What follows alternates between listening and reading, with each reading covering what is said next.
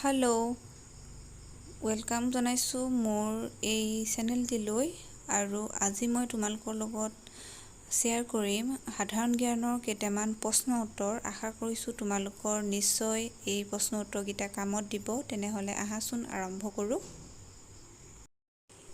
1 number প্ৰশ্নটো হৈছে ভাৰতৰ ৰাষ্ট্ৰীয় জন্তুবিধৰ নাম কি? ইয়াৰ উত্তৰটো হৈছে বেংগল টাইগাৰ। এতিয়া 2 নম্বৰ প্ৰশ্নটোলৈ আহিছোঁ। ভাৰতৰ সৰ্বোচ্চ অসামৰিক বঁটাটো কি? ইয়াৰ উত্তৰটো হৈছে ভাৰত ৰত্ন।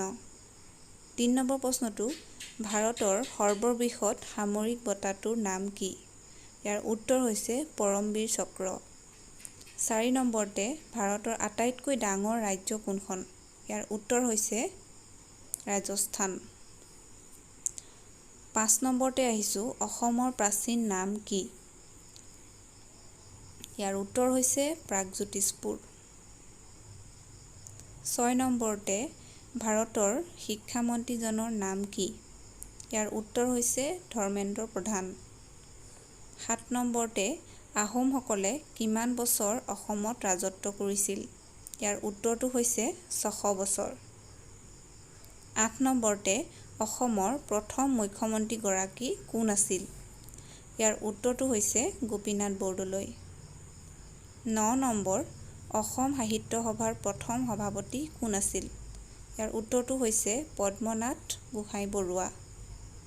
10 নম্বৰতে পৃথিৱীৰ নিকটতম তৰা কোনটো? ইয়াৰ উত্তৰটো হৈছে সূৰ্য।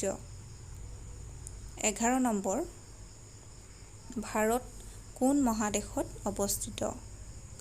ইয়াৰ উত্তৰটো হৈছে এছিয়া মহাদেশত।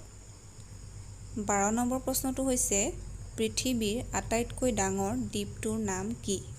ইয়াৰ উত্তৰটো হৈছে গ্ৰীণলেণ্ড। 13 নম্বৰ প্ৰশ্নটো হৈছে পৃথিৱীৰ আটাইতকৈ ডাঙৰ মহাসাগৰ কোনটো? ইয়াৰ উত্তৰটো হৈছে প্ৰশান্ত মহাসাগৰ। 14 নম্বৰতে হৈছে পৃথিৱীৰ বায়ুমণ্ডলত কিমানটা স্তৰ আছে? ইয়াৰ উত্তৰটো হৈছে 5টা।